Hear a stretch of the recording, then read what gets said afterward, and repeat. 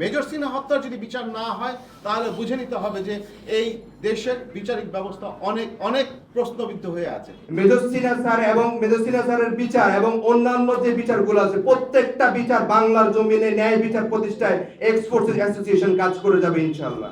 কেন যেন কোথাও প্রেশার না দিলে, সামনের দিকে ধাক্কা না দিলে এই দেশ চলে না। সশস্ত্র বাহিনীর কাজ হলো দেশের সার্বভৌমত্ব রক্ষা করা, সার্বভৌমত্ব টিকিয়ে রাখা। যে জিনিসটা গত 3 বছর যাবত হয় নাই, সেটা কিন্তু হলো বাংলাদেশে 3 দিনেও পসিবল। মেজর সিনহা স্যারের ইস্যুটা নিয়ে আজকে 3 বছর যাবত স্যারের পরিবার, ওনার বিশেষ করে ওনার মা, একজন গর্ভধারিণী মা কতটুকু অসহায় হলে মানুষের ধারে ধারে ঘুরছে। সবচেয়ে সারপ্রাইজিং বিষয় হলো বিগত ফ্যাসিস্ট সময়ে কোন এক অজানা কারণে এই মামলার যে ডেথ রেফারেন্স শুনানি হোক বা মামলার যে কার্যক্রম বন্ধ ছিল, আমরা সেটা সবাই জানি। জুলাই বিপ্লবের পরবর্তী সময়টাতেও কোন এক অজানা কারণে সেটা বন্ধ থেকে যায়। সেই অজানা কারণটা খুঁজতে গিয়ে আমরা অ্যাটর্নি জেনারেলের সাথে দেখা করি, উনি আমাদেরকে আশ্বস্ত করে মেজর সিনহা স্যার এবং মেজর সিনহা স্যারের বিচার এবং অন্যান্য যে বিচারগুলো আছে প্রত্যেকটা বিচার বাংলার জমিনে ন্যায় বিচার প্রতিষ্ঠায় এক্স ফোর্সেস অ্যাসোসিয়েশন কাজ করে যাবে ইনশাআল্লাহ। এখন পর্যন্ত আমাদের বিশ্বাস আছে যে বাংলাদেশের বিচার ব্যবস্থা একটি সম্পূর্ণ স্বাধীন। যখনই আমরা দেখতে পাবো যে এই যে বিচার ব্যবস্থা কেউ কোনো ধরনের হস্তক্ষেপ করে আসছে, আমাদের অ্যাসোসিয়েশন থেকে আমরা আমাদের সর্বোচ্চ জায়গায় যেখানে প্রত্যেকটা মানুষ তার ন্যায় বিচার পাবে সেই ব্যবস্থা করব। যে জিনিসটা গত 3 বছর যাবত হয় নাই, সেটা কিন্তু হলো বাংলাদেশে 3 দিনেও পসিবল। এই যে অ্যাপিলেট ডিভিশনের যে আসামি পক্ষের যে শুনানি, সেটা অতি দ্রুত এবং সেটা আগামী 1 মাসের মধ্যে, ওনারা 3 মাস সময় নিয়েছে, আমরা বলেছি আগামী 1 মাসের মধ্যে সেটা শেষ করে এবং ওসি প্রদীপ, লিয়াকত সহ যারা এই হত্যাকাণ্ডের সাথে জড়িত প্রত্যেকের ফাঁসির রায় এবং ফাঁসি কার্যকর করার জন্য আমরা অনুরোধ করছি। আমরা বিশ্বাস করি যে হলো বাংলাদেশে আইনের সুশাসন প্রতিষ্ঠিত হবে এবং এই দেশের প্রত্যেকটা মানুষ ন্যায় বিচার পাবে। কিন্তু বর্তমান সময়ে তো কোনো দুর্নীতি কোনো উপদেষ্টা স্বীকার করে না, বা কেউ বলছে না যে হলো আজকে আইন মন্ত্রণালয় দুর্নীতিগ্রস্ত, অন্যান্য মন্ত্রণালয় দুর্নীতিগ্রস্ত, কেউ তো সেটা বলছে না। তাহলে কেন সেটার বিচার হচ্ছে না? এই যে আসিয়া হত্যা হলো, আপনি তনু হত্যা মেনশন করলেন, তারপরে হলো আসিয়ার পারভেজ, তো এই হত্যাকাণ্ডগুলোর যে বিচার হচ্ছে না, আমার মনে হয় বাংলাদেশের জনগণ কোথাও না কোথাও পুশ না করলে সেটা কাজ হয় না। আমরা আপনাদেরকে আস্থা করেছি যে আপনারা আমাদের জন্য কাজ করবেন, আপনারা আমাদের ট্যাক্সের টাকায়, আমাদের ভ্যাটের টাকায় আপনারা আপনাদের বিদেশ সফর করেন, কিন্তু আমাদের জন্য কাজ না করে আপনারা কোথা থেকে কি কাজ করেন সেটা জনগণের সামনে ক্লিয়ার করুন। সশস্ত্র বাহিনীর কাজ হলো দেশের সার্বভৌমত্ব রক্ষা করা, সার্বভৌমত্ব টিকিয়ে রাখা। যে বা যারা জনগণকে, সেনাবাহিনী এবং জনগণকে মুখোমুখি দাঁড় করানোর চেষ্টা করছে, তাদের উদ্দেশ্যে আমাদের অ্যাসোসিয়েশন পক্ষ থেকে একদম ক্লিয়ার কাট কথা যে আপনি সেখানে স্টপ।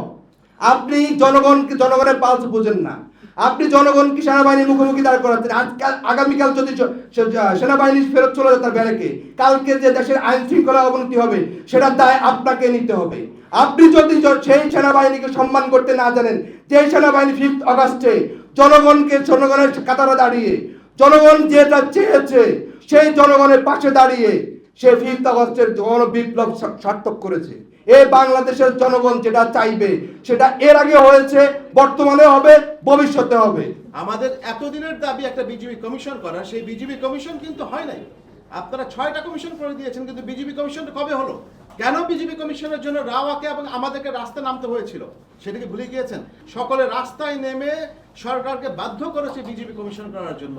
বিজিবি কমিশন কতদিন পরে হয়েছে? বাকি 6টা কমিশন করতে পারলেন, কেন বিজিবি কমিশন করলেন না? আমরা যারা সেনাবাহিনীতে পড়াশোনা করি, আপনারা যারা একটু পড়াশোনা করেন, তারা জানেন যে একটা দেশের সেন্টার অফ গ্র্যাভিটি কোনটা। আমরা অনেক বিবেচনা করে দেখেছি যে বাংলাদেশের power of hub of power যেটাকে বলি, centre of gravity is Bangladesh সেনাবাহিনী বা বাংলাদেশ আর্ম ফোর্সেস। এই আর্ম ফোর্সেসকে ধ্বংস করতে পারলে বাংলাদেশকে কবজা করা যাবে। সেই প্রেক্ষিতে কিন্তু তারা আমাদের সেন্টার অফ গ্র্যাভিটি বা পাওয়ার হাবকে ধ্বংস করার জন্য সেই 2009 একটা বিশাল কালো নকশা করে দেশকে ধ্বংস করার চেষ্টা করেছে। সেখান থেকে কিন্তু আমাদের পতন শুরু।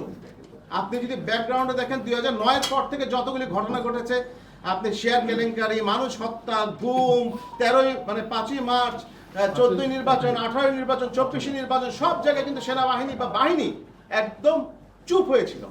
এই যে চুপ করে দেওয়াটা স্টার্টেড ফ্রম বিজিবি কমিশন, অপরাধ started from BGB commission, BGB হত্যা, কিন্তু সেইখানে কোনো ব্যবস্থা নেওয়া হয়নি। কেন যেন কোথাও প্রেশার না দিলে, সামনের দিকে ধাক্কা না দিলে এই দেশ চলে না। সবাই রাস্তায় নেমে যখন আমরা ভাঙচুর শুরু করি, চিৎকার চেঁচামেচি করি, তখন পুরো দেশ নড়ে। এর আগে নড়ে না কেন? দেশের সিস্টেম কাজ করছে না। আমাদের ভাই মেজর সিনহাকে যে হত্যা করা হয়েছে, এইটা কিন্তু সেই কালো নকশার এক নকশা।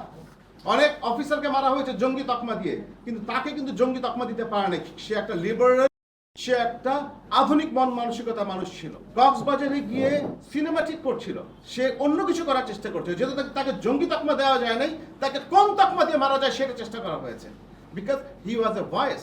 এর জন্য বিজিবি হত্যাকাণ্ড থেকে শুরু করে মেজর সিনহা হত্যা আমাদের দেশের একটি গুরুত্বপূর্ণ বিষয়।